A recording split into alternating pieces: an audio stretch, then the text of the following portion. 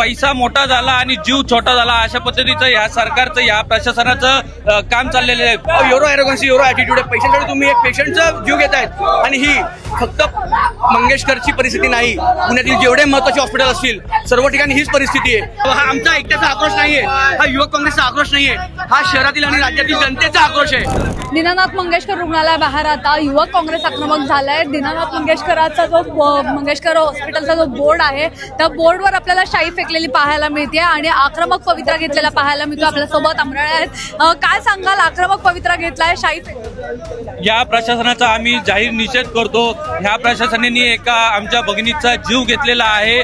पैसा मोठा झाला आणि जीव छोटा झाला अशा पद्धतीचं या सरकारचं या प्रशासनाचं काम चाललेलं आहे। सरकारचं हॉस्पिटलवर आणि प्रशासनावर अजिबात दबाव राहिलेला नाहीये, यांना जुमानत नाहीये। मी पुणे महाराष्ट्रामध्ये सांगू इच्छितो, माझी आई सुद्धा इथं वारलेली आहे, त्यामुळे हॉस्पिटलचं जे प्रशासन आहे कशा पद्धतीने काम करतो मला खूप चांगल्या माहिती आहे। आणि इथं उपस्थित जेवढे पदाधिकारी असतील सर्वांना अनुभव आहे की या लोकांचं वागणं कसं आहे। एवढं एरोगन्सी एवढं ॲटिट्यूड आहे। पैशांसाठी तुम्ही एक पेशंटचा जीव घेतायत आणि ही फक्त मंगेशकरची परिस्थिती नाही, पुण्यातील जेवढे महत्त्वाचे हॉस्पिटल असतील सर्व ठिकाणी हीच परिस्थिती आहे। माझा प्रश्न आहे धर्मदाय आयुक्तांना, आपल्या माध्यमातून त्यांना विचारू इच्छितो, किती हॉस्पिटलवर आतापर्यंत कारवाई झालेली आहे त्याचं त्यांनी उत्तर द्यावं। आता काय मागणी करता तुम्ही प्रशासनाकडे, दवाखान्याकडे? डॉक्टर धनंजय केळकर कुठे आहे? संबंधित जो डायरेक्टर जो कुठे आहे त्याला आमचा प्रश्न आहे। तुम्ही येऊन समोर तुम्ही प्रश्नांना उत्तर द्या ना। मीडिया जेव्हा प्रश्न विचारते तुमचं उत्तर काय? आम्ही लवकरात लवकर तुम्हाला स्पष्टीकरण देऊ म्हणजे काय? नक्कीच सर, इकडे जर पाहिलं तर अजूनही घोषणाबाजी सुरू आहे आणि निषेध जो आहे तो एकूणच या संपूर्ण घटनेचा व्यक्त केला जातोय।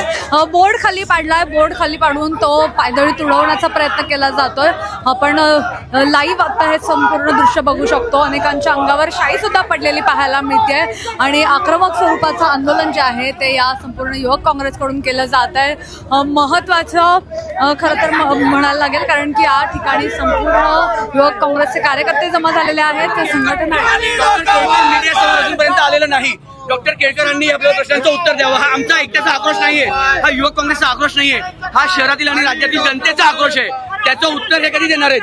आणि माझी विनंती आहे धर्मादाय आयुक्तांनी जेव्हा स्पष्टीकरण द्यावं की पुणे शहरात असेल किंवा राज्यात असेल तुम्ही किती दवाखान्यांवर, तुम्ही किती हॉस्पिटल तुम्ही कारवाई केलेली आहे, तुमच्या त्याचं उत्तर नाहीये। कारण यांचे किती पैसे, किती पेट्या, किती खोके जातात हे सर्वांना माहिती आहे। यांचे कोटी कोटींचे व्यवसाय असतात, यांचे कसे टेंडर, यांचे कामं कशी निघतात ते सर्वांना माहिती आहे। जर 15 तारखेला पोलिसांकडून सांगण्यात येते की गुन्हा दाखल करण्याची सगळी प्रक्रिया सुरू आहे, तयार होतो। माझी आई इथं वारलेली आहे, माझी आई वारल्यामुळे मला माहिती परिस्थिती काय, इथलं एरोगन्सी किती आहे। आणि जर माझ्या आईचा जीव गेलेला आहे मी बघितलेलं आहे। एकूणच अशा प्रकारे आता युवक काँग्रेस जे आहे ते सुद्धा या ठिकाणी आक्रमक झालेलं आपल्याला पाहायला मिळते। पुन्हा मोना यनपुरे, सिविक मिरर।